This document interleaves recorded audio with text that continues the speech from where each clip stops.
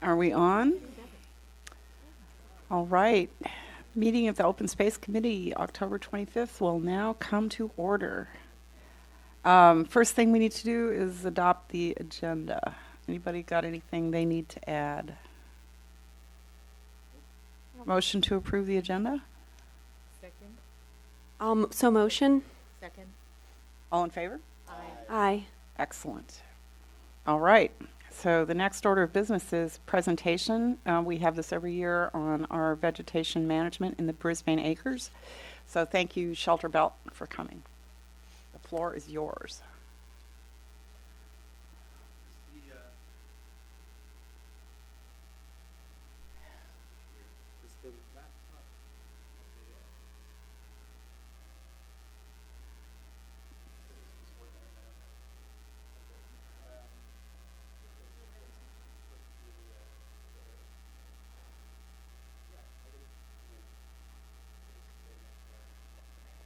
So I'll be the other one. And then you can just click on the very first picture there. And you need to speak into the microphone. Okay. Okay. Can everybody hear me? Yeah. So I'm not sure if any of you were here for the presentation last year, but this is pretty similar. I'm going to briefly talk about some of the stewardship work we've been doing for Brisbane Acres on the different parcels and go through what we did this season. And then Mark is going to do a separate little rundown of the project we did over in Firth Canyon. Great.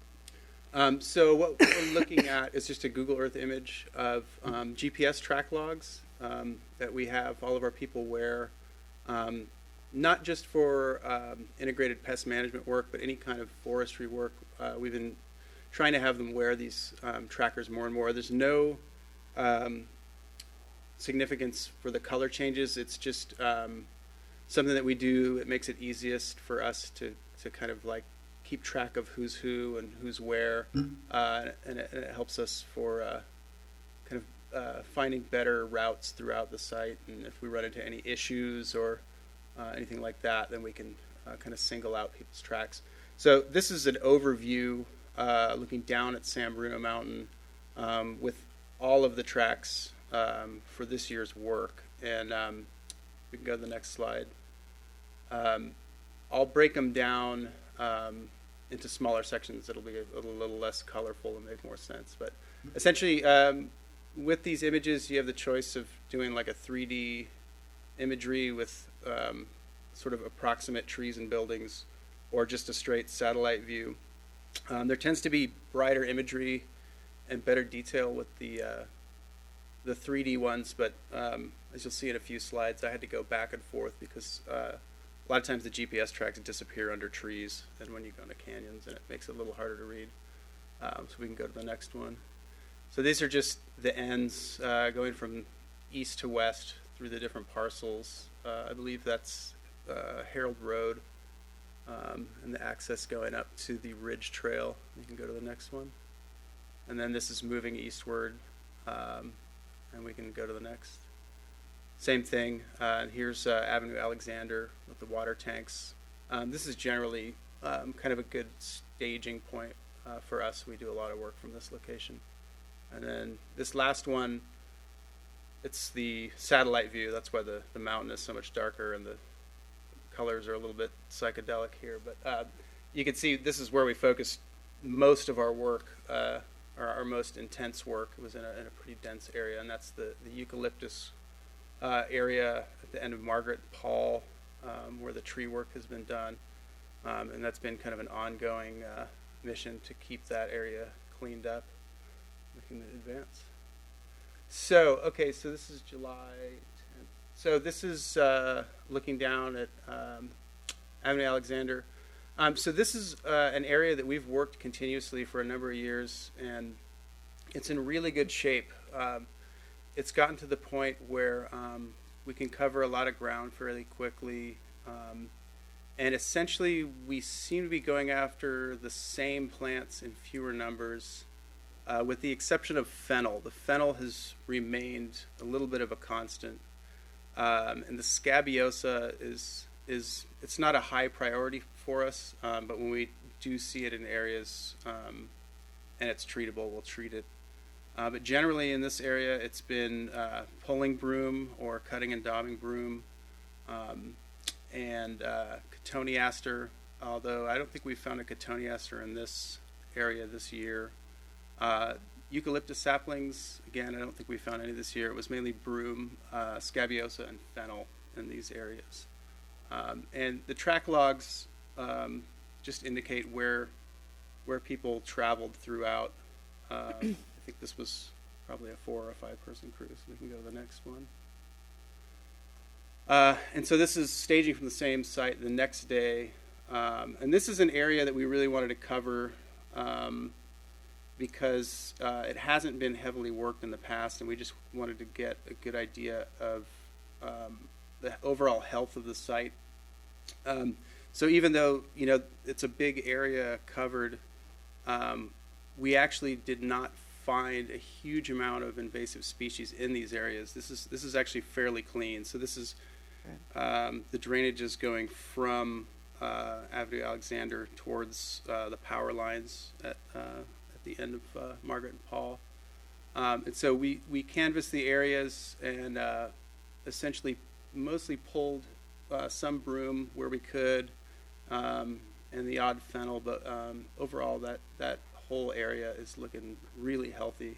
There's the occasional cotoneaster and jubata grass, but again, I think probably due to maybe wind patterns or because of the steepness and a lack of hiking trails through there, that maybe a lot of seeds haven't been tracked in. So we feel pretty good about that area.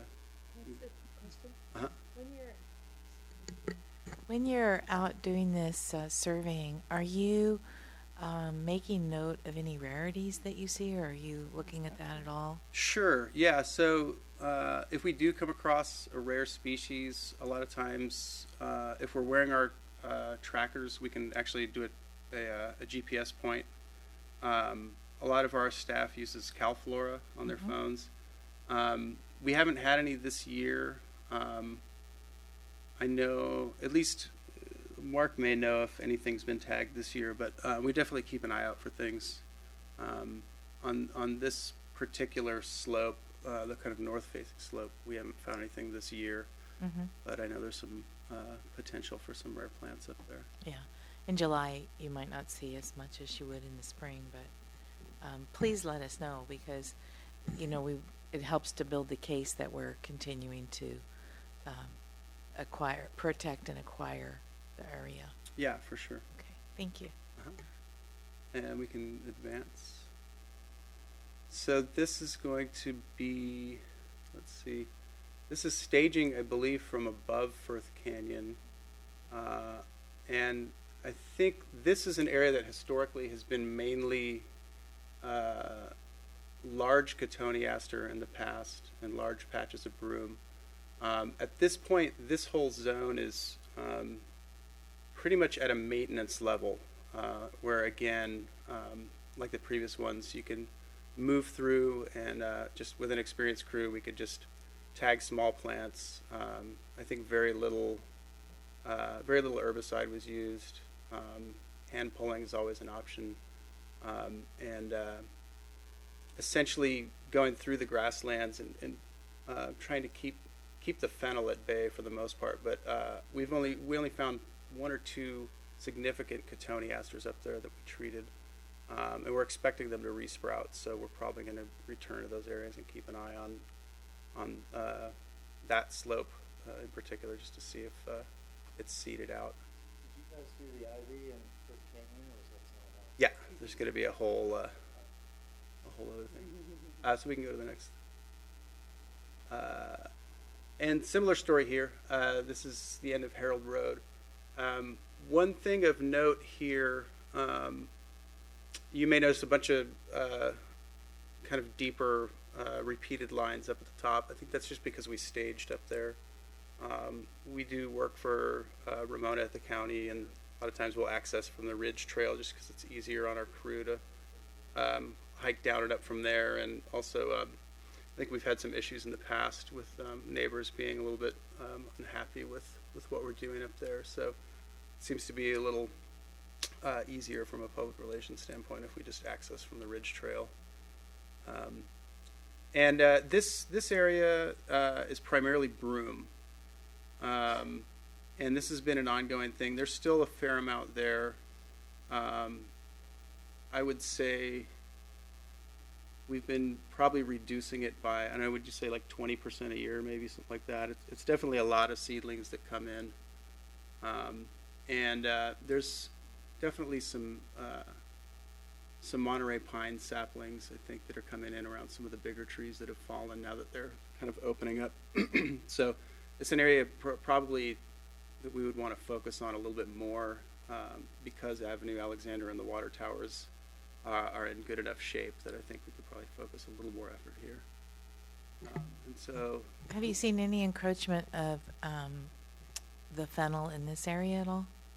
so the fennel in that area primarily is it's more towards the airport. On the slopes that are bordering the highway are the ones that are really impacted by the fennel. On top there, the prevailing winds seem to keep it from getting a really good from getting any traction up there. It still occurs, but that area is still primarily, it seems to be broom, and then the odd Cotoneaster. But Yeah, there's just so much of it at Preservation Parcel now. I'm worried it's working its way up the. it could, yeah, and we've had some strange weather with winds shifting, and things do move around. Understatement. Yeah.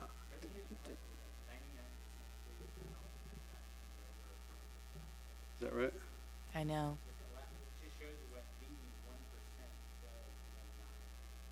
Yep. Mm. Yep. Is that part down at the bottom by Bayshore? Preservation Parcel is an area that was saved from the Terror Bay development where the shell mound is, and that runs along Bay Shore, that whole area in there. Right over that pink line on the other side. You know where they're Yeah. Yeah. Well, before you get to the Centennial Towers. right. Mm-hmm. That whole area is called Preservation Parcel. So I think the next slide. So this is going to be, yeah, okay. That's always strange the way the power towers get warped on the satellite image, but this is going to be Margaret Paul. So this area, the higher up, kind of the higher in elevation up by the power lines, were backpackers roving for known areas with Cotoneaster and broom, and then the more dense colored areas down to the right are where we focused our efforts on the eucalyptus retreat where the tree work was done. We could go to the next, and that's upside down. Sorry about that. I hope they're not all upside down. They're rotate that.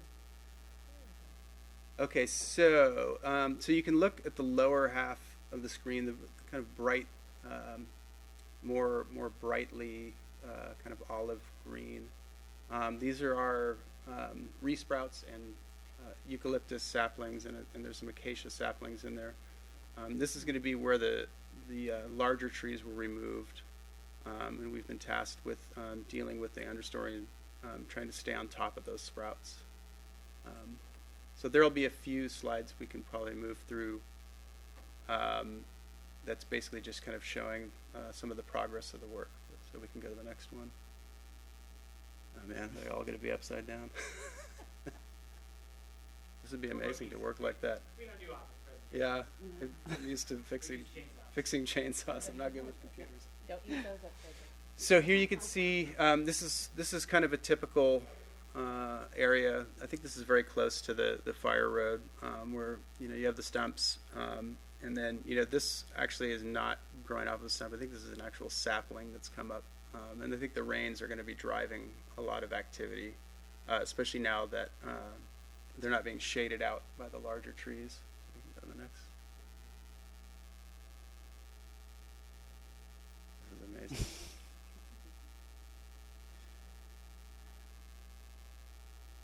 Apologies for this. That's all right. They were right side up on my computer. Maybe my computer's wrong. So you can see it's a little bit hectic. It seems like the tree crews, it looks like what they did was, I think what we refer to as drop and scatter, which is one of the options for once the trees are down. You know, you can either haul out the material or chip it, or sort of pull the larger trunks away from each other and try to keep them as low as possible, which I think it's pretty cost effective. It can make it a little tricky to work. This is one of our workers basically using loppers to go after some resprouts there.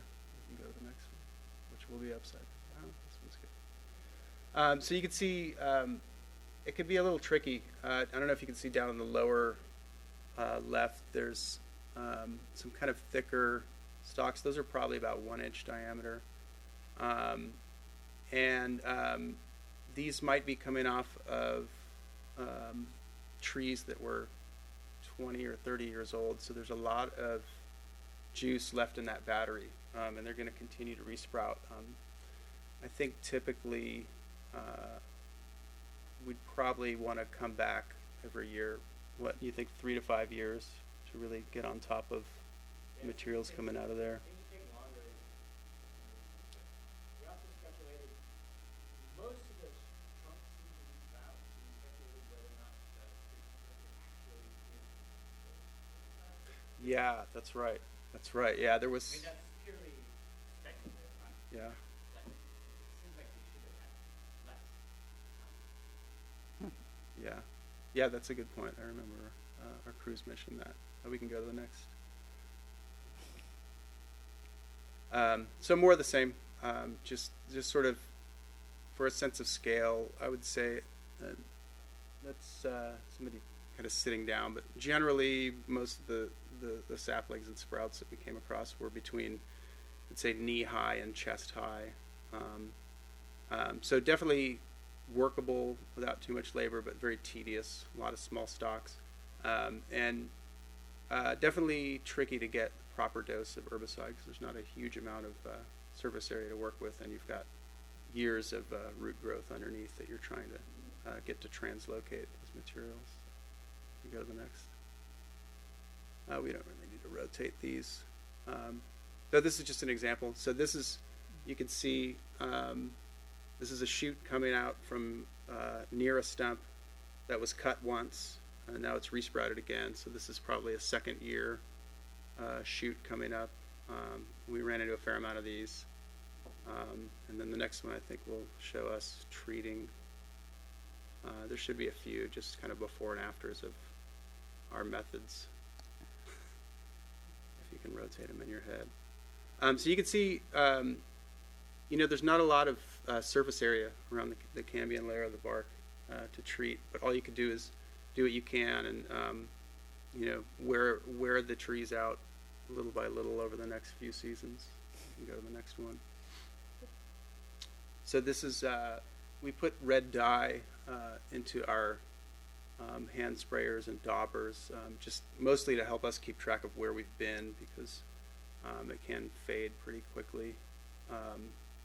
We also have blue dye, which is a little less alarming if people seem to complain. I've seen hot pink and some other pretty wild colors. But yeah, so yeah. The red dye is what, soluble? Oil, yeah. So this is for this method because we're essentially applying to freshly cut wood. The preferred mix is with a modified vegetable oil. I believe it's canola oil. It's made out of methylated vegetable oil. Essentially, just to have it weep further down into the cambium layer. We can go to the next. This is really embarrassing. So again, typical regrowth, and you can see if you could look past the really bright green. There's much more further down into the grasslands, and I think those are actually new saplings, which we treat the same way. Although saplings coming up on their own tend to die the first time, whereas the you know, the larger stumps, we'll have to keep retreating a little bit to get through them. We'll have our next, oh, this one's right side up. This is, I think, from the fire road at the first left turn looking up. So you can see those are pretty healthy. So I think there's going to be more activity there, and it's going to take some more effort to stay on top of this, but it's definitely manageable. And I think as more trees get removed, we'll likely see some areas improve as far as areas for native plants to come up, and hopefully as the hydrophobic nature of the soil from the eucalyptus stuff can slough off after a while, we'll start to see more potential for native plants under here. But it's definitely going to be a little beat up for a while. Those were pretty big trees. How long sorry. I was going to say, how long does it take for the eucalyptus to sort of wear off so that... Really depends. Do you know? It depends on the soil drainage. It depends on how healthy the trees were to begin with. A lot of the larger trees will kind of age out and get sick, and so they won't quite last as long. But sort of medium-sized, healthier trees, especially if they're in soils that have a lot of nutrients, it really depends on what's available to them and how healthy they are. I guess what I meant was, how long do the compounds from the eucalyptus trees poison the soil and keep other things from coming up? You know, it's hard to say. They've done experiments on that. Usually, like, season's rain. Yeah. Oh, and so it's pretty quick. Yeah, I mean, the main thing is the decomposing leaves tend to contribute to the hydrophobic. You know, if you've ever dumped out a bucket of water underneath a eucalyptus tree, it'll just bead up on top of the soil and kind of wash away. And so that's why it's really difficult to get plants established. So like in the Presidio, I know a really common thing when they do remove eucalyptus is they'll actually remove the top 2 feet of sort of leaf litter to Wow. get back down to the dirt where they can actually get the water to penetrate and stuff. Yeah, but it's very labor intensive to do that. Right. Yeah, Thank you. and less sore backs, that's for sure. So my question was, is there a concern with about erosion? If you were to remove all of those, see how they're kind of sitting on the precipice there? I don't think for trees that size, I don't think that they're doing a significant amount of erosion control themselves. I mean, the roots from the larger trees that are there are still there, and it's going to take them quite a while to decompose. You know, erosion's kind of a tricky thing. Sometimes, you know, I think a lot of engineers tend to use grasses and clovers and hydro seed and get, you know, smaller material in with small roots. With the larger trees, you can kind of see up in the corner where it's eroded. I think that tree actually has been cut. I think it's at least 6 years that it's been cut, and those roots are still intact. So you know, they probably slow a really torrential downpour a little bit, but I don't think it's a significant concern. One of the things I worry about is there's still a lot of eucalyptus up there on private property. Mm-hmm. So the areas that we've already worked, we really need to watch the perimeters where Yeah. it interfaces with the private property where the eucalyptus still are. Yeah. Because otherwise they'll just come right back. I mean, you can see in other areas up on the saddle where they've come right back a second you take your eyes off of it. Yeah, and that's why I think this sort of stewardship model that we've been following, I think, is really effective, because we have the same people coming back who are familiar with those zones, and can really look out for things like that and stay on top of them and kind of maintain those boundaries. Whereas a lot of times, you know, a city will have a big removal project and sort of everybody says hooray at the end and walks off, and then it comes right back. But I think the repeated treatments and stewardship is really the way to go. Are you removing any coyote brush or coffeeberry or any of the successor things that are taking over the grasslands? So not in this area. We did do last year, we did a lot of work for the county, trying to keep the grasslands open, and to keep the grasslands open for more butterfly host plants. We're not doing that this year. I think another contractor is on it. We did an experimental zone with some manual removal up at the very top of, I think, the last parcel that you guys have at Avenue Alexander, I believe. And it looks largely the same. We haven't seen a huge amount of growth coming in, so we just got to keep an eye on it. And it was already a pretty clean grassland. We just basically took the first year growth of mostly coyote brush out, Yeah. and a little bit of ceanothus. But oh, is that? Okay. So again, here's another just example of sort of the resprouts coming off. You know, it's hard to get a sense of scale, but I would say that's maybe a 2-inch stump from a sapling that's coming back with a pretty aggressive shoot. And we could go to the next one. I think these last ones we can go through fairly quick. And the same thing, just you can see examples of the treatments. So if you get questions from hikers about what that is, it's just a dye, so we can keep track of where we're going. So again, super dense, and Amazing. you can see in the foreground it looks like there's some native stuff coming in, but there was also acacia hiding behind this, so there's more stuff to be had, and we can go to the next.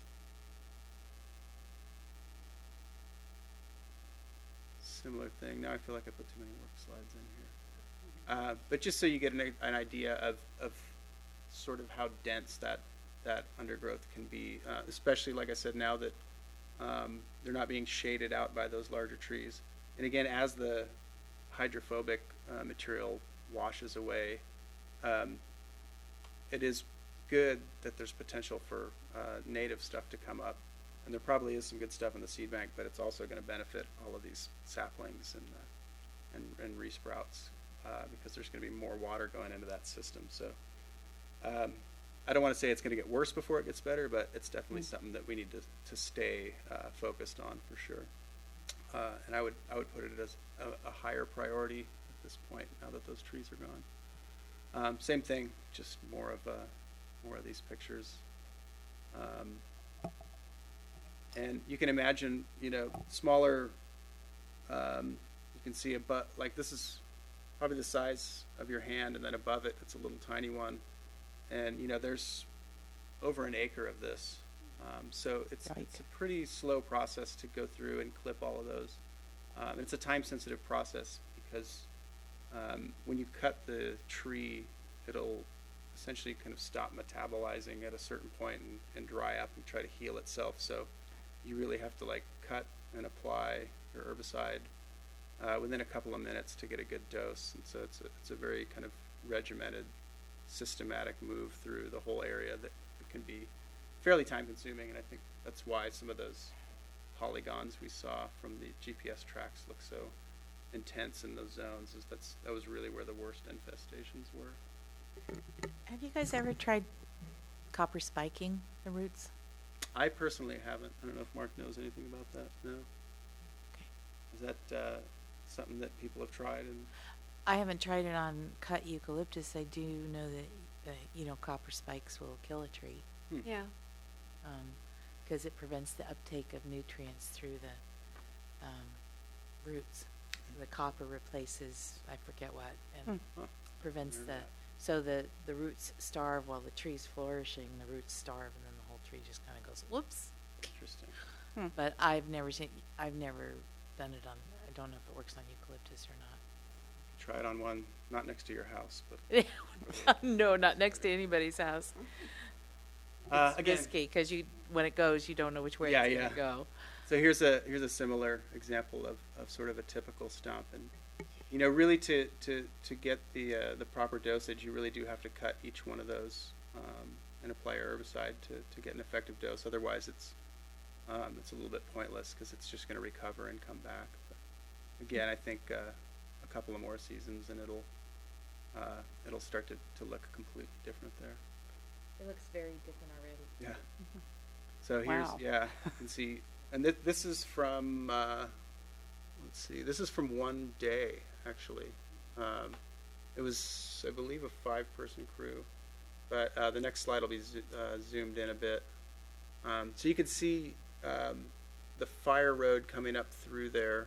So it's actually a very small area, but a lot of really intense labor to deal with that. So as those larger trees get removed and things get opened up, it's definitely more and more of kind of a slow process. So it's sometimes better to sort of inch your way through a grove year by year rather than taking out a massive area that then you have to treat with this kind of an effort. And then I think the next slide is just the so you can see this is the old satellite image of the trees that were there, and I think it's sort of the center portion that's been removed. But I put that in there just because it was a sense of scale, since the other ones were so dark. And you can see, how much more there is. And I know a lot of that's private property, which is tricky. And then, this stuff right here is the stuff that's private property over here? I believe so. Yeah, I think the parcel starts maybe 2/3 of the way up the fire road. Yeah, before the first left-hand turn there. And I think that may be it. I don't know if there's any other slides in there. I just want to throw in, I did text our inspector and he said those eucalyptuses were treated when they were cut. They were? Yeah. Okay. Well, that should be it. I believe that's my last slide. There may be a couple more, but unless Mark has anything to add, he's got a whole presentation on the ivy removal at Firth Canyon. I hiked down through this area the day of the eclipse. We came down that way, and I was just really wow. It was very different, and it was almost like, okay, yeah, I'm on the right trail. But it was a remarkable change in the habitat where you've been doing the work. So Good. it really makes a huge difference, and I can see it from my house too when I look up, and you can see this, and then you can visualize all the eucalyptus gone, which would not happen in my lifetime. Although it all grew up in my lifetime. Yeah. Okay, I'll give it over to Mark. Something to talk about now that California just experiences major epic wildfires across the state, right? And eucalyptus continue to be on people's minds for that. And I do believe Brisbane is potentially at risk from the mountain and the vegetation management that occurs there, and eucalyptus certainly don't help that. Keeping our urban canopy well watered and well taken care of also really helps to protect. This is one of the things that really helped to accelerate the situation in Santa Rosa in the Coffee Park neighborhood, was the trees were stressed already from not getting enough water over the last couple of years, and really, Cool. So this will be really fast. So Firth Canyon, before, and then after. So there you go. It's a slightly different perspective.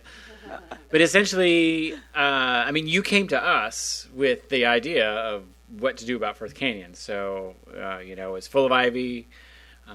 Public access was, still maintained with the ivy, but there's very little biodiversity in the understory, essentially, right? So the project came to us. We gave you a scope and a bid, and then we attacked it.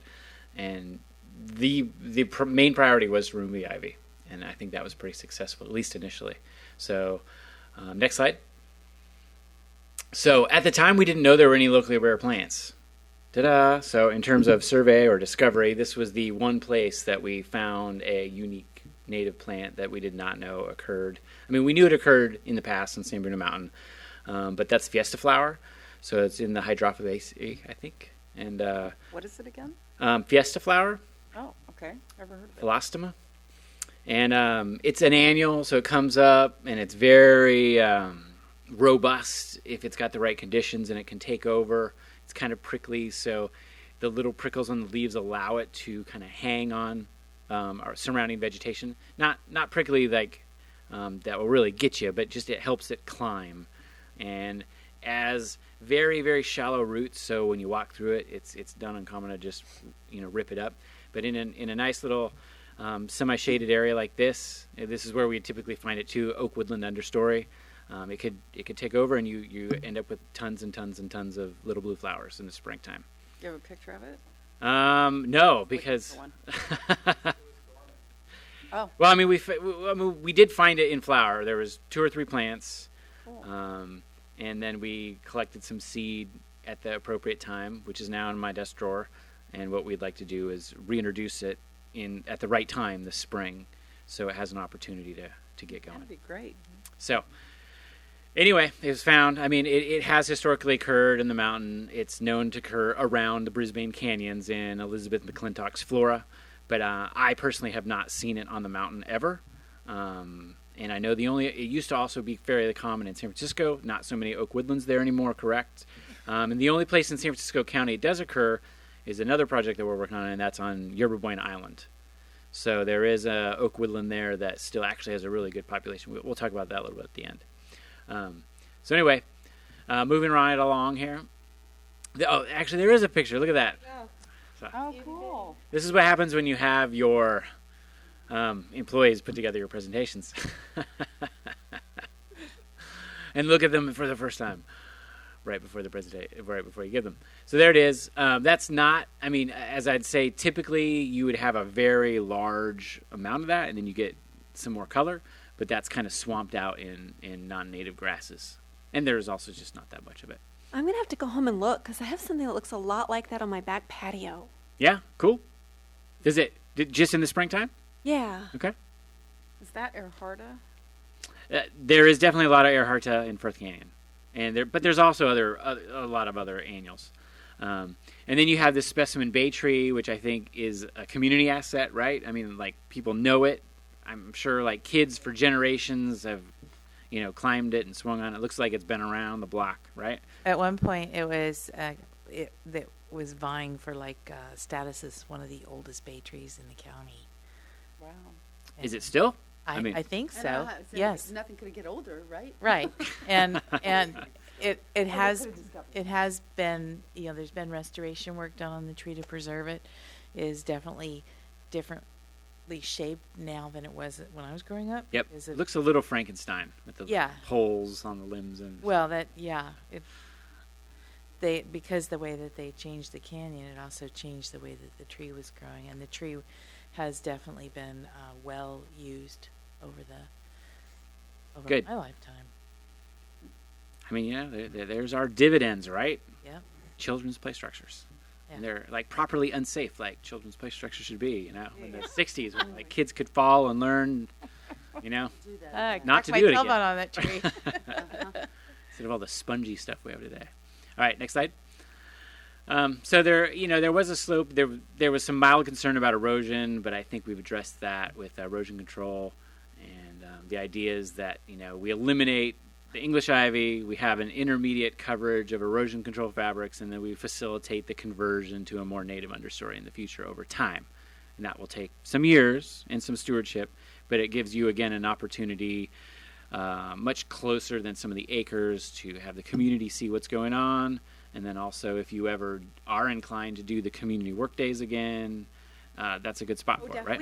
We've been doing them. It's just this was more than what we could handle. Gotcha. I mean, Gotcha. I had to rescue Megan from just halfway up a tree, getting the ivy down, and I was like, Megan, no, come down. I was kept climbing. She kept going, no, you've climbed enough. So next slide. So, My son fell out of a tree. and he's all right? He's all right. Better Sort for of, it. Yeah. He's the same as he ever was. Good. Somewhere down the line, that lesson will come into. So the process is pretty simple. I mean, we didn't use much equipment really at all. It was just, It was very caveman style, where you just human beings pulled it from the roots out of the ground. There was a little bit of non-native tree and French broom that we also worked around, and we did use some selective cut stump herbicide treatments on those. There was actually couple pretty large prunus, or what I call cherry plums, which are basically just the wild type, kind of the wild throwbacks of domestic like plum trees, that rootstock that could establish. So anyway, there were actually quite a few large ones there that we did remove, and that actually changed the character, in my opinion, more than almost the ivy did, just because it gave us a lot of positive space, and you could really see through the canyon. Yeah, it's beautiful up there now. So no one complained, to my knowledge, about the removal of trees. We did talk a little bit with Public Works on that, just to make sure, because that was kind of on the initial scope, we didn't really realize how prevalent the trees were until we kind of got started, but it seemed to work out. So next slide. And there you go, just grubbing and trading, and we kind of rolled it down the hill just like you would take up carpet. Next slide. And that is what it looks like afterwards. And every once in a while there is a French broom stump. You can kind of see a little bit, depending on the glare of the screen there, that's also got the blue dye on the stumps on the left there. That is the herbicide dye with the water-soluble product. And then the prunus, we left the prunus, we kind of took it down in stages because the one was actually fairly large. And I think one of my foremen actually removed that, and then he slabbed it. So he cut it on a bandsaw to make some timber slabs, just to see what it looked like. It was really rotten inside, so kind of not the best wood, but a good experiment. After removal, that's what it looked like. So there was some we did work around the natives, mostly ferns and some California blackberry, where really what was there, other than small bay trees and other native trees. Next slide. And that's we did use the above road for access, so that was really handy. And just laid out the fabric, and it was quite steep, really. Next slide. So first went down a layer of rice straw, and because rice is an aquatic plant, the weeds that it contains don't usually contaminate these sites because they're not wetland sites. So it gives us an advantage there. Next slide. And then that rice straw is adhered to the slope with some either coconut or jute netting. Next slide. Protecting the natives, so we did what we could to work around. I mean, you can cover the ferns and they'll pop up, but just to make sure they have the highest chance of survival. It takes a little finesse just to get them popped out through the netting. Next slide, and that's kind of the overview. Right. Now, my prediction is, things will come along over time, but I do believe you'll have a problem in the short term with Erosion grass, or what we call belt grass. So I would encourage you to consider that in your plans for the future. So basically, that's what we're doing at Yerba Buena Island. Has no English ivy, but basically the Fiesta flower competes with the Erosion. So there we do this delicate thing where the Fiesta flowers around, we don't do anything, and then we treat the Erosion grass with a real low percentage of Roundup, like 0.25%. And then we reseed the Fiesta flower, and then over time we're trying to shift the Erosion completely out and get Fiesta flower and other natives But to it's not establish. a water flow area that you're doing it in, or not? No, I mean, On Treasure Island. no. Yeah. See, this is a water flow area, so I'd be likely to want to use the herbicide Roundup on the Erosion. But we could pull it by hand, right? You can. It's just a lot of effort. I know. Oh, yeah. Then I mean, we do some handwork on Yerba Buena, just around Uh-huh. things we want to protect, especially if the Fiesta flower is around. What we do find with Fiesta flower, though, is it's very difficult to hand weed around, because what ends up happening is, because I described it's got those prickly leaves, you pull up something next to it and you end up ripping up the Fiesta flower. Yeah, I mean, it's strong and it is a tough plant, but like when you're manipulating an area, the roots are really, really shallow. I was actually surprised, because we were actually on Yerba Buena Island attempting to do a lot more handwork, and then we were like, okay, we can't do this, and we actually shifted to more herbicide because we were doing more harm with hand pulling. Yeah. So there is this sort of balance, And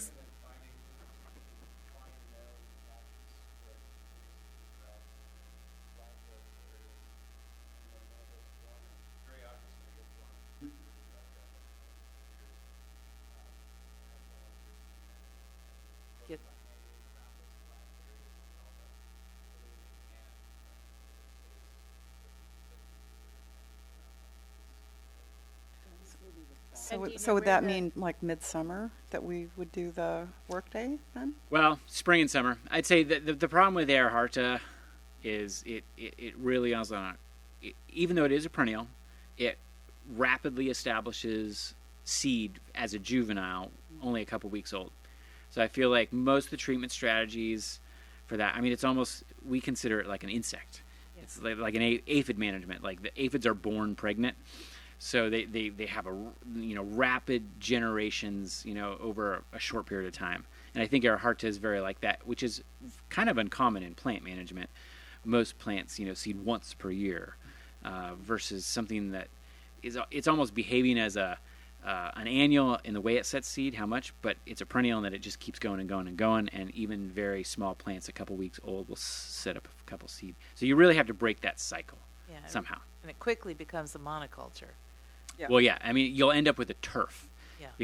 And that's the other thing that's unique about our Ehrharta is we really don't have that many invasive plants in like shaded riparian and shaded like redwood forests. And Ehrharta is really one of the few. And when they are doing Ehrharta, we actually do not super experimental, but basically a pilot project on Mount Tamalpais in the redwoods, Muir Woods area, because the only non-native species really impacting anything is Ehrharta. Because it's one of the few that impact the redwood understory. Yeah. So, and it's being tracked around on bike tires.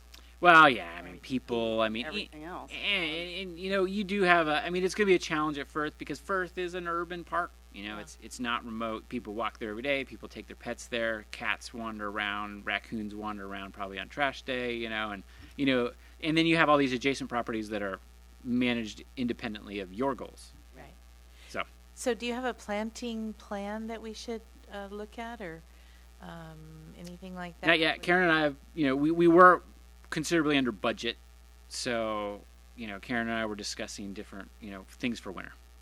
So one of the other areas that it needs really the same kind of attention is the top of Castaños Canyon between Humboldt and Kings. Castaños Canyon is the one that at where Placer, kind of meets. Is that where we look? And the in the lower part of the canyon, we've been working on off and on for several years. It's actually pretty light cover. Because we've been working on Gotcha. it.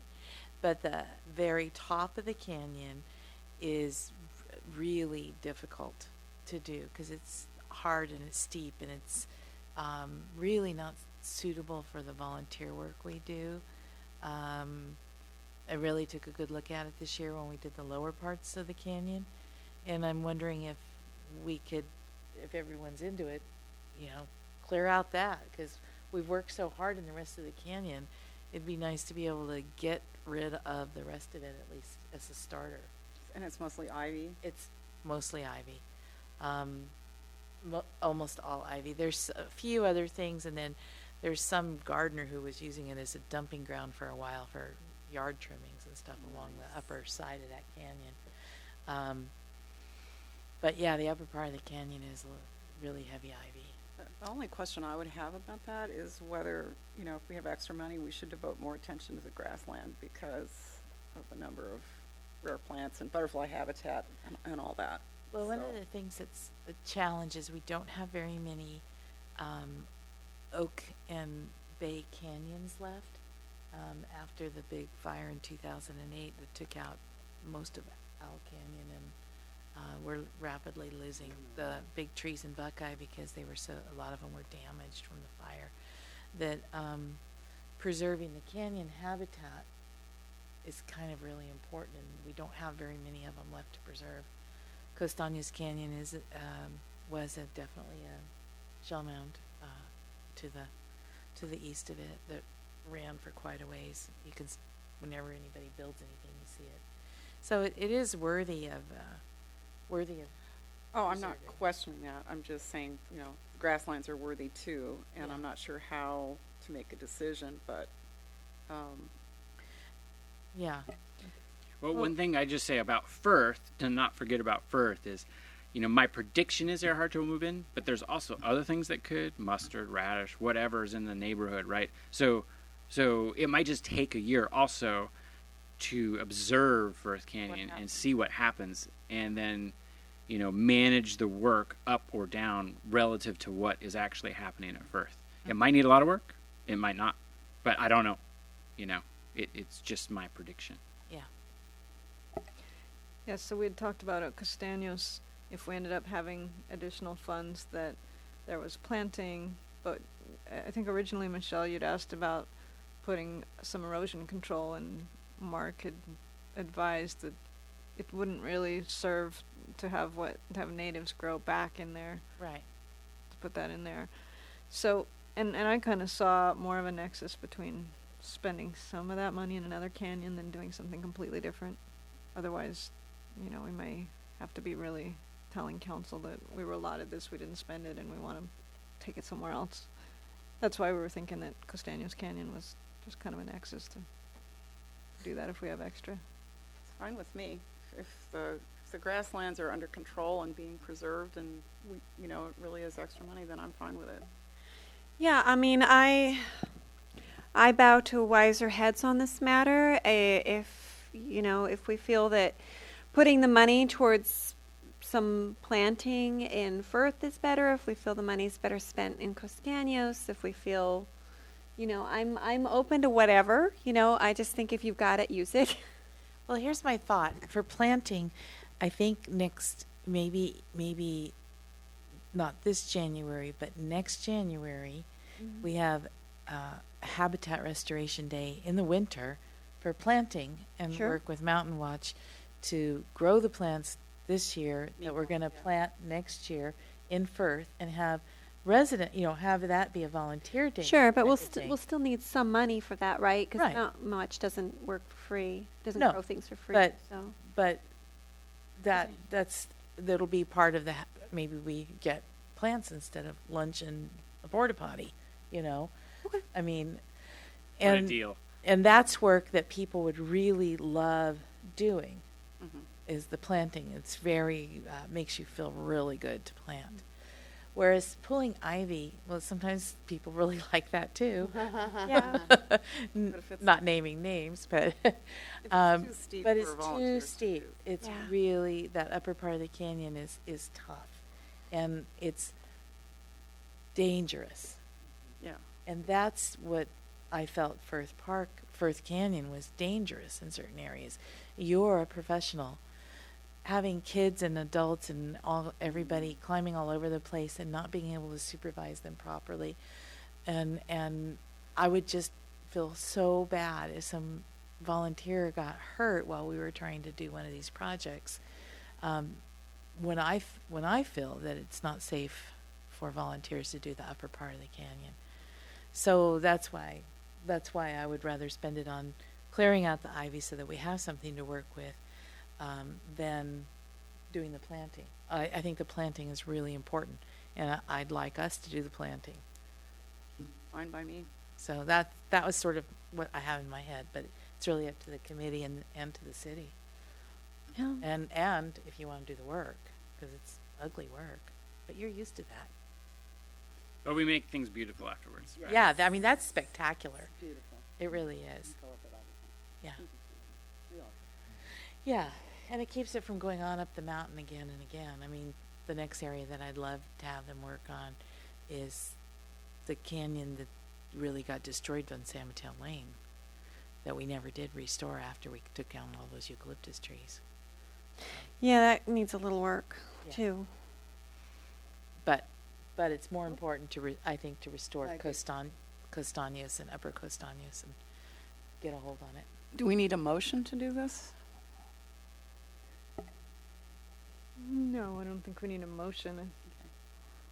I have a story I wanted to share about Frith before we get on to other business, and it was right after you did the work, and I go up a lot, and typically I go up Avenue Alexander and then come down on the side and go through Frith, and it was early morning, and I don't even know, maybe the sun wasn't even up yet, but and I hadn't been through that area yet, and you know how they're at the top of the area where you, at the top of the treatment area, there's that one tree that hangs over Mhm. the gully, and typically I duck under it as I'm kind of loping down the hill, and you know, I, having done it for years, I know how much room there is. And when you guys did the treatment, the tree shifted and it went down a few inches, and I nailed the top of my head, and I had a scab on the top of my head for like 3 weeks. And it was actually like bleeding and stuff. Ivy was pulling it down basically, and I think that the dirt on the far side shifted when you guys pulled the stuff out, but I can't tell whether that tree was alive or not. But I mean, I'm not saying you consciously did that to hurt the joggers, but and then I looked around and I saw all this netting, and it looked great, and I was really psyched. But I was holding my head. It was an interesting morning. So we were surprised how many people use that trail, honestly, because frankly, we work mostly for you in the acres, and we rarely see people. Well, but Firth is, it's very, commonly used throughout the day. With San Diego being developed, that is one of the main access points. Certainly that and Avenue Alexander is the two that I use to go up, and I go up as often as I can, and I'd love to see the city put a little effort into making the trail go all the way up Firth, but all the way up to to the end of the city property up that trail, because that's a great access point to the mountain. Mm-hmm. And also, Glen Parkway is really a very unpleasant street to walk on and dangerous. So I think a lot of people go through the canyon instead. It's a lot safer. Yeah. So. Thanks for the work that you did there. Yeah. Thank you. Awesome. Thank you. It's really good. All right. Thank you, guys. I think we're good. Thank you so much. I'm just really happy with the years of plans that we've been doing. It's All coming together. it's one of the things that Nice makes to me see it. keep coming here on Wednesday nights once a month. Well, I'll say I can specifically mostly working at the end of the water tanks at the Alexander, and the 5 years of at the spot. How every year that becomes every once in a while something will muscle in there, like blackberry patch or something. Every time we go there, we think less of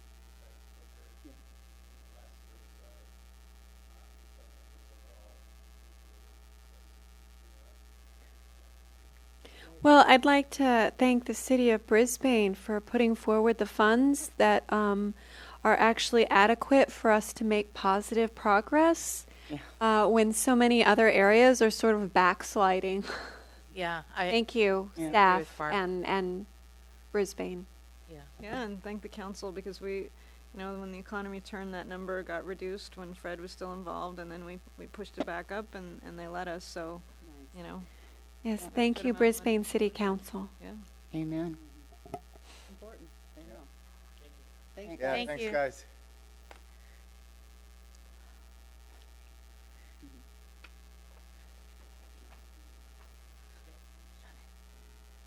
That's great. 'Cause you never have time. It's really good. But Yeah. So excited about really, that. it's very cool. I love that it's working. I mean, because you want that. You think about that actually, being able to see it. And see it and being a part of it. It's beautiful because I go up there regularly. I know most of us do, and a lot of other people, as they said. So. Yeah, it looks really good. It's great. Gratifying. Yeah. Yeah, I'm glad that they come and present too, and give us the detail that they do. Yeah. Excellent. Upside down or not.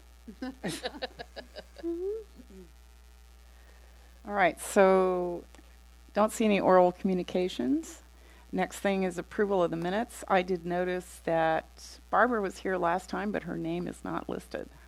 Oh my gosh, I missed that. Yes, please add me to the minutes. Noted, I'll add you before I make them official. Okay. And I don't think I had any other comments to add. I think you did a good job, Bob. No, there's a CK in Inkenbrook. BRUCK. Sorry, I didn't catch that That's one. okay. You wouldn't catch Also that. noted. I just Sorry. changed, 6 months ago back to Inkenbrook. No, you've corrected me once on that, so that's sorry. I copy and paste a lot, and I need to get better at That's okay. I will fine tune these. Thank you. Any other changes to the minutes? No, but I like how complete they are. They were very good. Mm-hmm. Yeah, I read through them. It was nice because I wasn't here, so thank you, Bob. Okay. I have some things that I would like to say about the tree removal. Oh, we haven't done the, I motion to approve the minutes. Second. All in favor? Aye. All right. Now tree stuff. Can I just say one thing about the tree stuff before we go further with the tree stuff? I am so proud of our committee and the city for listening to us about watering the street trees in Brisbane during the drought. Mm-hmm. Because Good idea. when I saw what happened in Santa Rosa, it just broke my heart. And it could happen here so easily. And keeping our tree canopy healthy and well watered is so critical for Brisbane. At first, let us keep the tree canopy. Yes. Yes. Yeah. We need to have it before we can keep it healthy. Yeah. Yeah. Oh, So one of the things that I just want to, sorry. Go ahead, Barbara. Santa Rosa, I saw one particular picture where everything was just devastated, but the big trees were still intact. Yeah. Some of the trees made it. Yeah. Some of them made it. Some of them And made they're- it, but they're taking them out. Oh, okay. Yeah, because they have damage and they have to do all kinds of stuff, and they're just handling it. So one of the things when I looked this over, improve the public notification and comment process. I didn't know there was any public notification process at present. Is there?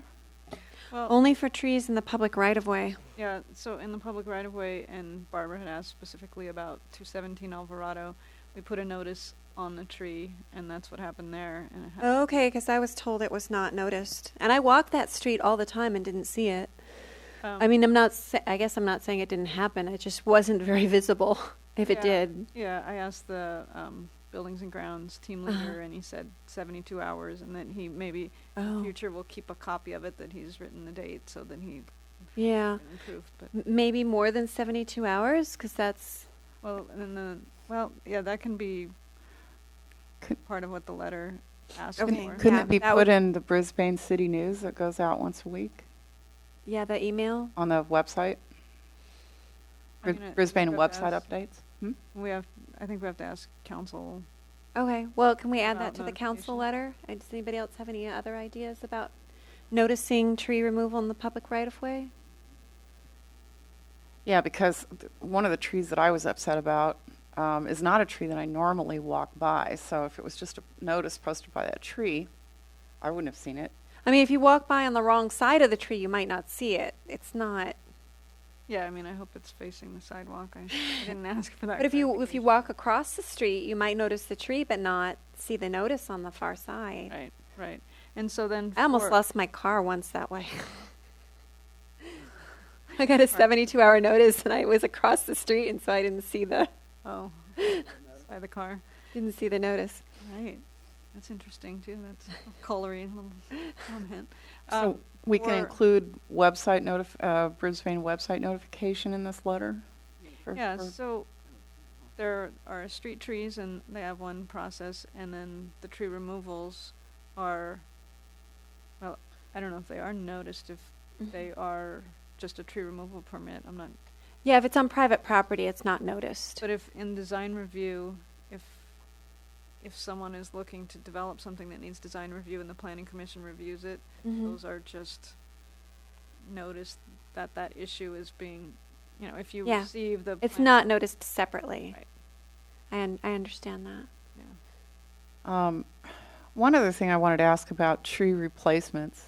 The project across the street from me, the contractor has said they will replace the trees they took down, which is 7 altogether, with new trees. But what size do these new trees have to be? If they're not going to have much shade value or habitat value if they plant saplings to replace trees that have been removed. So I don't know if you talked to the planning staff. I talked to Ken Johnson about this issue to draft the letter, and I think he said they have to be there He usually 25 requires Hold 15-gallon right. trees, at least. which is, I'm just going to jump in here. How tall are those? Those tend to be about 5 or 6 foot tall. But getting the next size up from 15 gallon is a box, and those can be 24-inch box. 24-inch box, and those can be very expensive, and also not establish themselves as vigorously. Sometimes the younger trees are more vigorous. So I'm okay. I'm just expressing for myself here. I'm okay with sticking with the 15-gallon trees. It's their mature size that is concerning to me when people take out, large-scale trees and then put something that's only ever going to get 10 and replace it with something that's only ever going to get 10 foot tall. I'm worried about that too, but I'm also worried about just the size of the tree. That's going to take a long time to get to mature size. Yeah. And, one thing that requiring bigger replacements could do is discourage people from taking trees out unnecessarily, and that's really what I would prefer, is that they That is definitely a positive aspect to that. not figure, okay, we can chop this big monster down and put in a tree and we're done. Yeah. And that's kind of what's happening, and that's what I object to. Yeah. So, in terms of the letter, I did the first draft. Are we thinking that there are a few sentences to add, or does anybody want to? Yes. Okay. I had, so just going with the first sentence, I had requested that enjoyment of property just be struck as a reason for removing a tree, a valid reason for removing a tree. And I don't know if that's something that was said, and I took in my notes at the last meeting. I don't think it's written into the ordinance. It is. Oh, it is? Yes. Okay. Then my notes were not complete. Okay. It's okay. Does everybody else feel that that's a good idea? Yep. Just Yes. So you want to make that a enjoyment bullet of property? point? Okay. You want to make that a bullet point? Yeah. Yeah. Okay. Just And then we don't say anything in here about certain species having protected status. that's in the tree ordinance. That's in the ordinance. Oh, it's It is. already in. It is in the ordinance. Yeah. Do you, in terms of enjoyment of property, we did talk about private property rights. Is there some way that you want to say, respective of that we also weigh? Well, I mean, there's already things like it's crowding a building, or it's crowding, power lines, or it's crowding another tree.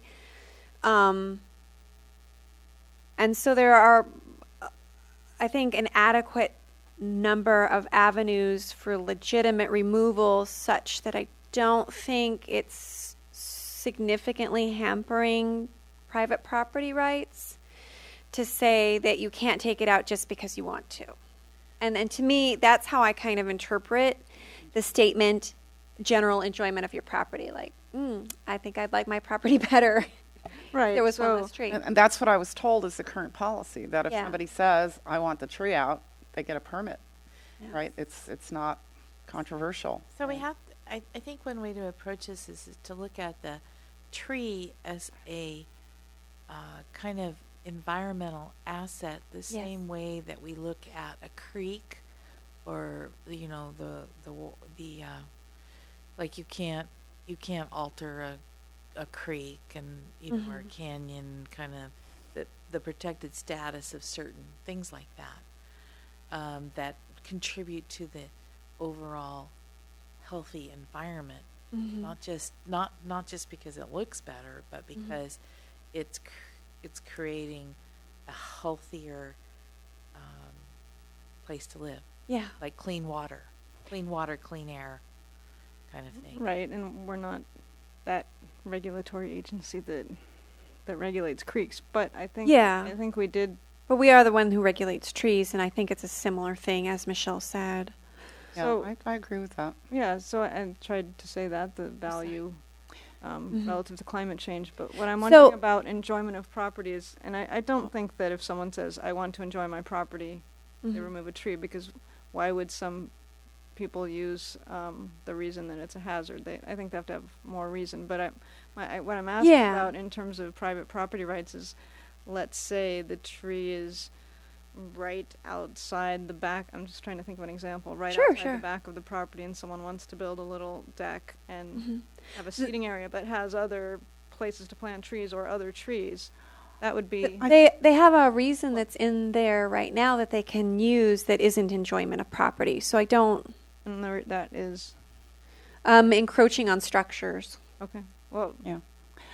So I think what we want is simply that the benefits to the community of trees be considered at the same time that the wishes of the property owner are considered. So there is a process of consideration. So they say, I want to cut a tree down. And somebody says, well, there are community benefits to this tree, right? And so we really try to discourage that whenever possible. That's what I would like to happen. I'm not sure how rule-driven we can make all this, but we would like property owners to be told that trees confer a community benefit, a number of community benefits, which are substantial, and ask them to think about it hard. And there are a before lot they cut a of tree. other communities that have laws like that. Yeah. So it's not like it's anything new.